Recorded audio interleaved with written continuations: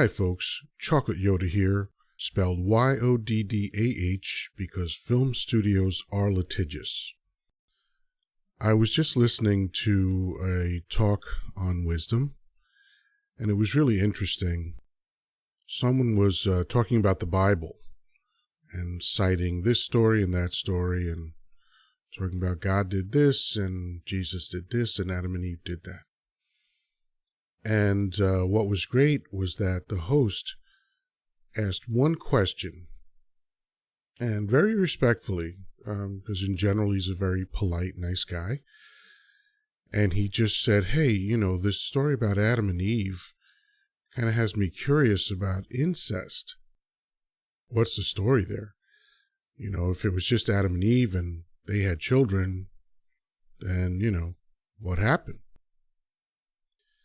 And what I love about the response was that immediately the person who was just citing the Bible abandoned the Bible immediately.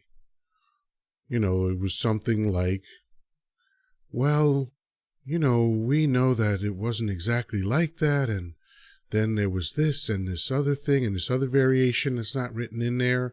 We just know that, it was different. So I find that interesting because if you have a book that's supposed to be the manual for life, then it really isn't open to interpretation, but it seems like the only way people can reconcile the plot holes is through bebopping and scatting and coming up with different stories to fill in those gaps.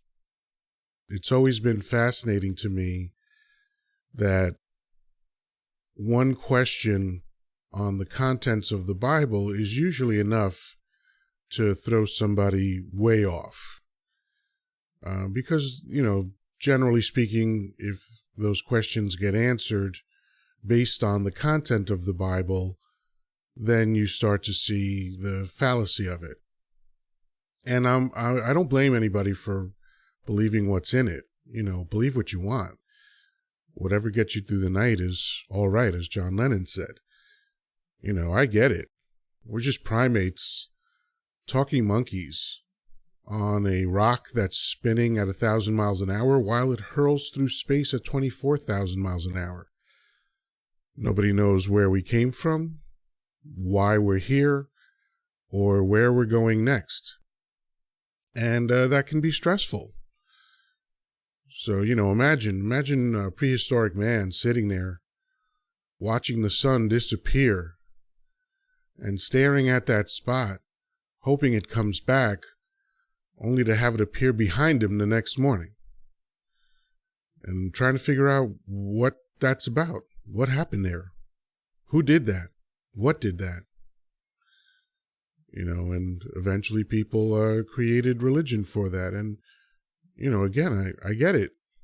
The idea of ending is terrifying for most people. That's why most religions talk about an afterlife, because it soothes you. The idea, life doesn't end, there's an afterlife, there's something after this. Beautiful. I like that idea. I'm going to cling to that idea. Unfortunately, people don't keep religion to themselves. Believe what you want. I really firmly believe that. I don't care what anybody believes. It's all just your imagination. And it's fine. Have it. Soothe yourself. Comfort yourself. If it helps you be a better person, hey, fine. Fine. I would hope that you'd be a better person on your own, but hey, if you need a little help from a book, take it. I've helped myself out with some books, so why not? But don't bother me about it. Don't take the goofy thing that you came up with in your imagination to soothe you and to calm your fears, and then insist that I have to believe it, and if I don't believe what you believe, I'm wrong. That's the issue that I have, because that's where wars come from. That's where people harming each other in the name of religion comes from. And it's possibly the most disappointing aspect of life on Earth, is people that are willing to hurt each other over a belief that they concocted just to soothe their own fears about their life ending. It makes me sad, quite honestly, because I think that humans could have done way more with this thing than they've done. And of course, that's a whole other topic on its own. But again, I just wanted to share my reaction to what I heard these people talking about. So that's it for now. Peace, love, and granola. Talk to you soon.